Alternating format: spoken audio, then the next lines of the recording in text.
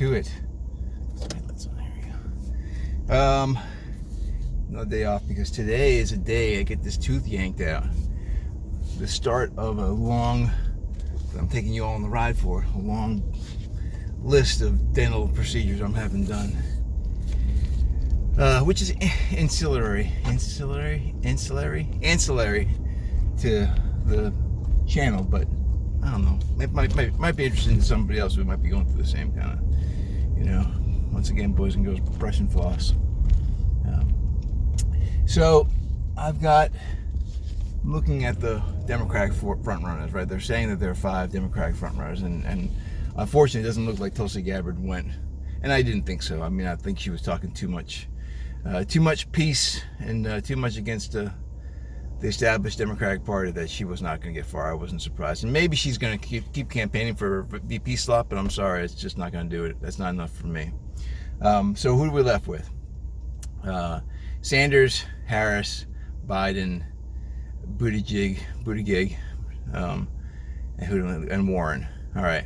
So Warren, Harris, and Biden, to me, they're going to have so many scandals, and they're so swamp laden that I don't think they're going to. I think just Trump's going to eviscerate them. He's going to surface up. Warren's, faking her way through college, saying she was Native American, and through the bar and all that. All the times that she knowingly, willingly lied on her forms and got money for college, saying she was a minority when she wasn't. So I think Trump's just gonna wreck her on that stuff. Biden, I mean, to go into all the creepy stuff he's into, I would not be surprised if he drops out early. I just don't think he's not gonna be able to withstand all the scandals. Not just his own, but his son was getting all kinds of kickback money from all these different overseas corporations. He's just not going to make it. And in order to hold on to their money, they're going to tell him, hey, pops, back off so I can keep my money. So I don't think he's going to go in. He won't go far. Kamala Harris, I'll look and see, but I know I in the past have read some of the scandals that she was involved in. And again, I think she's too swamp laden to make it far. All right, so what does it leave? Buttigieg and Sanders. I think Bernie, for as much favor as he's engendered with the younger Democrats, and I just don't think socialism. Well, first of all, I don't think it's the right answer. Secondly, I don't think most Americans will think it's the right answer. I think you've got a lot of people from foreign countries who've moved here, immigrants, who are going to look at them and go, listen, we've seen socialism where we've come from, and it's a horrible thing.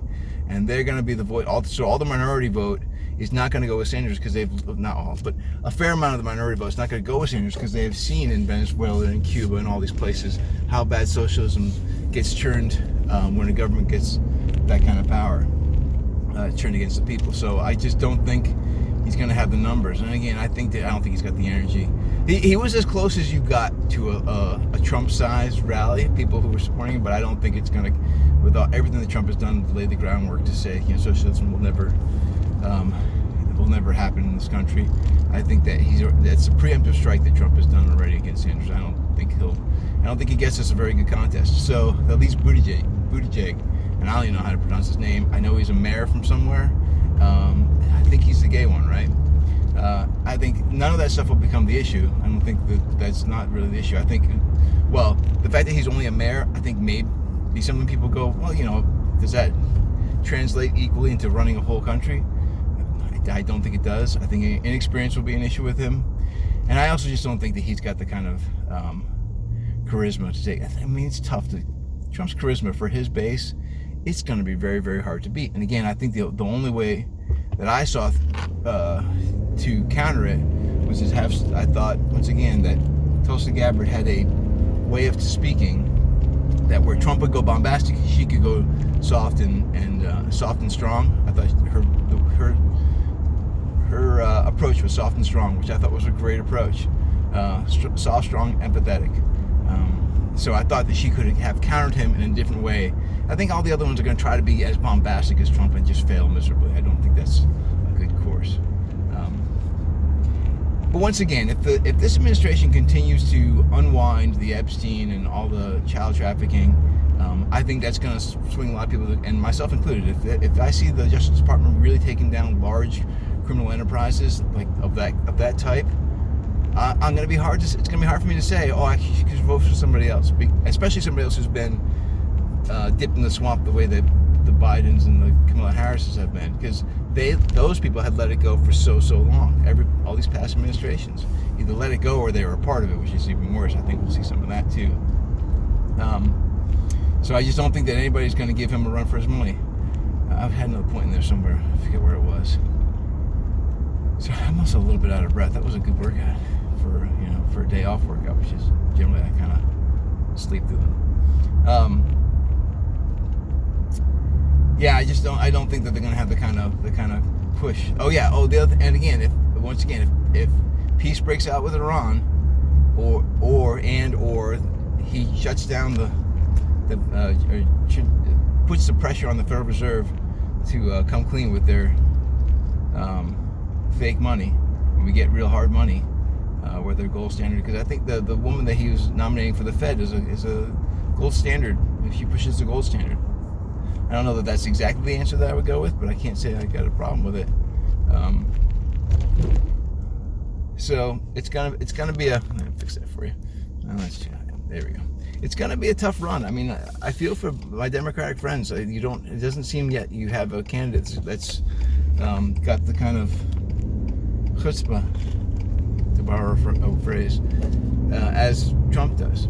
And so I think President Trump, I think it could be a very easy walk to the 2020 election. And I'm not yet, I know that some people want me to be upset about it, but I'm not yet upset about it, because again, I have seen some good things that this administration has done with North Korea, and no new wars, and wiping out of ISIS, and all that. All right, folks, I'm gonna get home and get ready. My tooth getting pulled, not turkeys. My tooth getting pulled today, so tomorrow you get to see me with one less tooth. Cheers. Oh, and of course, if you like the video, please like and click the subscribe button, and maybe share the video with friends of yours. Cheers. Oh, visit the store, maybe. I just bought like 4 t-shirts of my own design because I don't feel like I have enough of them, and you'll be seeing those pretty soon too. Cheers. Whether you're calm, shy, or dapper, Earl's got you covered. Why don't you let yourself get covered in Earl? Visit our Threadless store at the link below.